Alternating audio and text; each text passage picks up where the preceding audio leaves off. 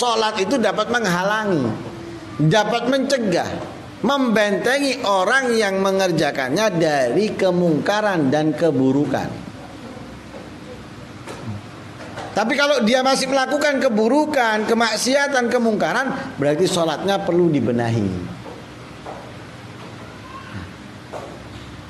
Karena maaf, umat Islam ini secara keseluruhan wajib membenahi sholatnya. Karena hampir dari seluruh umat Islam, khususnya yang ada di Indonesia, ini tidak mengerti sebenar-benarnya sholat. Sebenar-benarnya sholat hampir tidak mengerti. Ini saya ulang-ulangi terus, saya mengatakan seperti ini karena memang itu yang selalu terjadi. Ayo coba kita tanya diri kita masing-masing ini. Diri kita masing-masing kita tanya. Kita sholat, kita tahu nama-namanya sholat, kita tahu waktu-waktunya sholat, kita tahu subuh, zuhur, asar, maghrib, isya, tahu semua kita. Berapa rakaatnya tahu semuanya. Tapi kita ketika mulai masuk ke dalamnya, ditanya satu persatu, mulai kita nggak ngerti.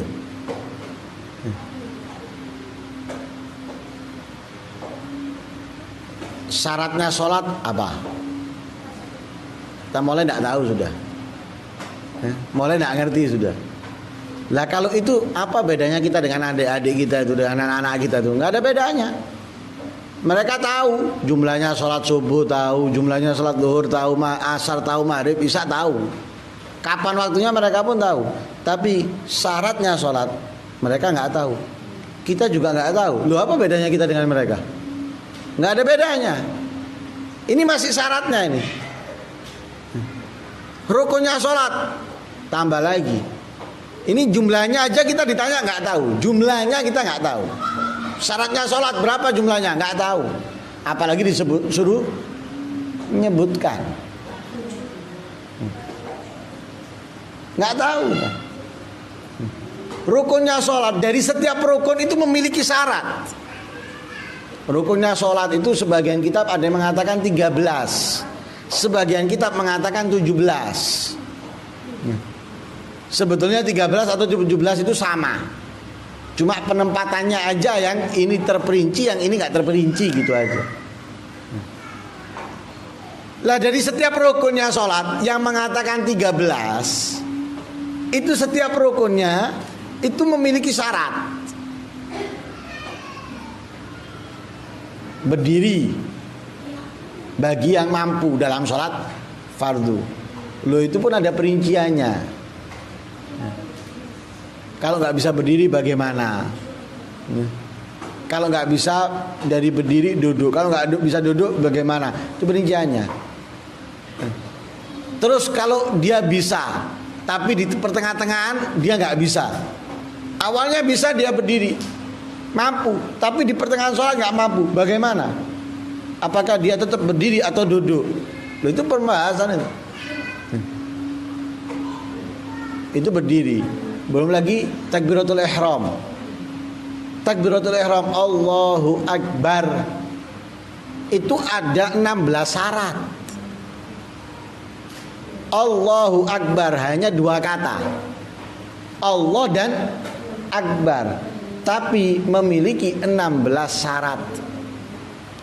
Satu syarat tertinggal atau satu syarat nggak ada, nggak sah takbirnya. Kalau nggak sah takbirnya, mau nggak mau sholatnya tidak sah. Niat ada syaratnya. Kemudian baca Fatihah ada syaratnya. Ruku ada syaratnya, i'tidal ada syaratnya, sujud ada syaratnya, duduk di antara 2 sujud ada syaratnya. Loh. Lah ini yang kita kurang mengerti. Makanya harus.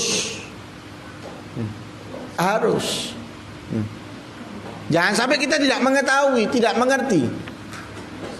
Sehingga kita nggak tahu sholat kita sah atau tidak, kita nggak tahu. Kita nggak mengerti. Apalagi kalau kita memiliki kewajiban, kita sebagai suami memiliki kewajiban kepada istri kita atau kepada anak-anak kita. Lah kalau mereka tidak mengerti dan tidak kita ajari, dosanya kita yang nanggung. Dosanya kita yang nanggung ini. Caranya memakai mukena yang benar bagaimana? Caranya wudhu bagi perempuan yang sempurna itu bagaimana, yang sesuai? Karena banyak kekeliruan. Banyak kekeliruan. Satu contoh ini dalam perempuan misalnya, mereka itu biasanya rambutnya yang di sini itu kan panjang ya, rambutnya di sini biasanya panjang. Itu biasanya ketika wudhu sama mereka diletakkan di atas telinga. Jadi ketika mau basuh wajah diletakkan di atas telinga. Padahal itu wajib dibasuh bersama dengan wajah. Jadi harus ditarik, dikeluarkan, dibasuh bersamaan dengan wajah. Tapi banyak dari perempuan muslimah kita enggak, justru meletakkannya di atas telinga, enggak dibasuh bersama wajah. Padahal itu wajib dibasuh bersama wajah. Lah kalau wudhunya enggak sah, apakah sholatnya bisa sah? Enggak.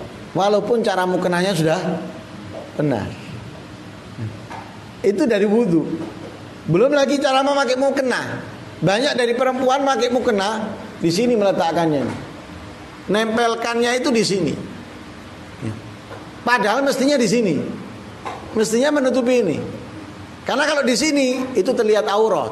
Ini aurat ini aurat. Nah kalau di sini terlihat auratnya, sholatnya nggak sah. Mestinya di sini. Terus juga harus menjaga jangan sampai ada sehelai rambut yang keluar. Loh ini banyak. Nah, ini masih satu atau dua contoh. Tapi kalau kita mau preteli satu persatu dalam setiap musola, setiap majelis, ini terjadi yang banyak, yang umum, semuanya hampir nggak sah. Nah kita kan nggak mau ya. Kalau kerja dunia nggak dibayar kita nggak mau, nggak digaji nggak mau kita. Kita mau kerja tapi dapat gaji. Gajinya tertunda aja kita demo. Kita tuntut. Apalagi sampai berbulan-bulan. Loh, Allah itu loh tidak pernah menyiksa kita, menghukum kita karena kesalahan yang kita lakukan. Ini kita dari dulu melakukan kesalahan tidak pernah dihukum sama Allah. Tapi kenapa kita tidak mampu memperbaikinya? Dengan belajar dikit demi sedikit. Tidak wajib keseluruhan, kita wajib sedikit dulu. Pelajari. Yang wajib bagi kamu untuk ketahui, pelajari. Apalagi ini sholat ini menjadi ukuran pertama ini, untuk kuatnya agama kita. Kalau kita ingin meninggal dalam keadaan Islam, ya berarti kita harus memperbaiki sholat kita. Baru agama kita akan semakin kuat. Kalau kita tidak memperbaiki sholat kita, loh berarti agama kita ini ibarat rumah ini banyak bocornya. Ya kalau banyak bocornya berarti ngerusak. Nanti ngerusak kayu dan ngerusak cat dan yang lain sebagainya. Loh, merusak keimanan kita, ketaatan kita akan rusak semuanya. Kenapa? Sholat kita yang rusak.